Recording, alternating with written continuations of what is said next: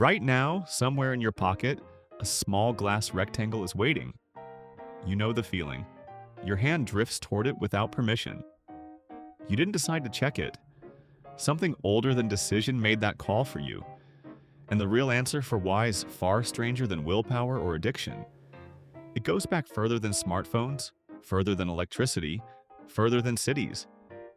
It goes back to a savannah you have never seen and a brain that never got the memo that the savannah is gone. Start with the itch itself. That pull to check, refresh, glance again. It feels modern, it is not.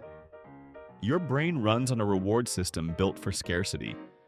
Food was scarce, information was scarce, danger was constant, and missing a signal could cost you your life.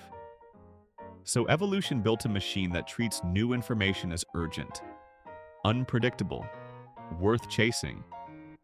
That machine did not disappear when smartphones arrived. It just found a new source of food. In the 1950s, a psychologist named B.F. Skinner ran a series of experiments on pigeons in boxes. He gave some pigeons a lever that delivered food every time they pressed it. Predictable? Reliable? Those pigeons pressed the lever calmly, only when hungry. But he gave other pigeons a lever that delivered food at random intervals. Sometimes one press, sometimes 20, no pattern at all.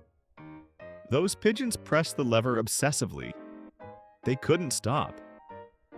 Skinner called this variable reinforcement, and it turned out to be one of the most powerful behavioral hooks ever discovered. Unpredictable reward beats predictable reward every time. Not because it feels better, because your brain cannot stop checking for the pattern. Sound familiar? Every time you unlock your phone, you are pressing that lever. Sometimes there's nothing. Sometimes there's a message that changes your whole day. You never know which one it will be. That not knowing is the hook. Your brain isn't broken. It's doing exactly what 100,000 generations trained it to do. But the story goes back even further than Skinner's pigeons. Long before screens, your ancestors lived in small bands, maybe 30 to 50 people, moving together across open land. Survival depended on one thing above almost everything else: staying connected to the group. A person cut off from the band didn't just feel sad. They faced starvation, predators, exposure. Isolation was a death sentence written in slow motion. So the brain evolved an alarm system for social disconnection. And that alarm system still runs today, just with a different trigger. Anthropologist Robin Dunbar spent decades studying primate social groups, and he found something remarkable. Grooming, the physical act of picking through fur, wasn't just about hygiene for primates. It was social currency. It built trust, alliances, a sense of belonging. Dunbar proposed that human language, all that talking, all that gossip, evolved as a kind of long-distance grooming, a way to bond with more people than you could physically touch. Your phone didn't invent this. It just gave the oldest behavior on Earth a new outlet. Every text, every like, every notification is a tiny act of grooming, delivered at the speed of light. Now here's where it gets stranger. Your brain cannot fully tell the difference between real connection and the signal of connection. A notification lights up the same reward circuitry as a smile from a friend. Not identical, but close enough to matter. Close enough to keep you checking. Neuroscientist John Cacioppo studied loneliness for most of his career, and he found that the human brain treats social disconnection as a physical threat, not just an emotional one. Isolation raises stress hormones. It disrupts sleep. It ages the body faster than expected. Cacioppo argued that loneliness evolved as a warning signal, exactly like hunger or thirst, pushing your ancestors back toward the safety of the group. Your phone taps directly into that warning system. Every unread message feels like a small tug back toward the group. Every read receipt without a reply feels like a small echo of exile. Think about that for a second. You're not weak for checking your phone 40 times a day.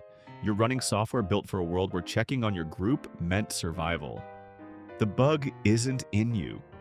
It's in the mismatch between your ancient hardware and your modern environment. Here's the twist most people miss.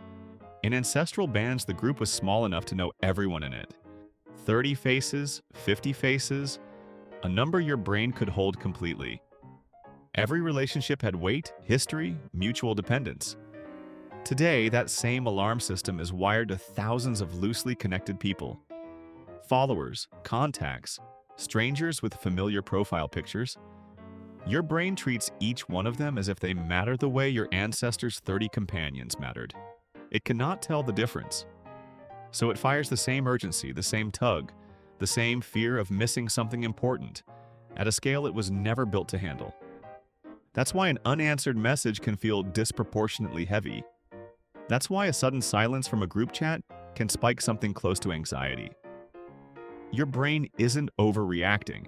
It's reacting exactly as designed, just aimed at a target 1,000 times larger than the one evolution built it for. And the phone itself plays one more trick, one that has nothing to do with survival and everything to do with design. Every app you use was built by teams who understood Skinner's pigeons perfectly. The pull-to-refresh gesture that mimics a slot machine lever. The infinite scroll that never tells you when the feed ends. The notification badge that turns red just to catch your eye before you've even opened the app. None of this is accidental. It is variable reinforcement, engineered on purpose, aimed at a brain that has been chasing unpredictable rewards since long before there were phones to check. So what do you do with all this? Not blame yourself, not blame your phone either, not entirely. Blame the mismatch. Your ancestors needed constant vigilance toward their small group to survive.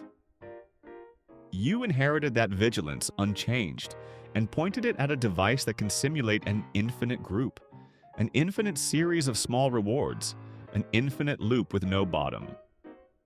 Some researchers suggest a simple fix, not to fight the urge, but to shrink the group your alarm system is watching. Fewer notifications, fewer accounts. A smaller, deliberate circle that mirrors the size your brain actually evolved to track. It won't erase the pull completely. Nothing will. That pull is older than agriculture, older than written language, older than fire. But understanding where it comes from changes how it feels. It stops feeling like a personal failure and starts feeling like exactly what it is. An ancient survival instinct, doing its job in a world it was never designed for.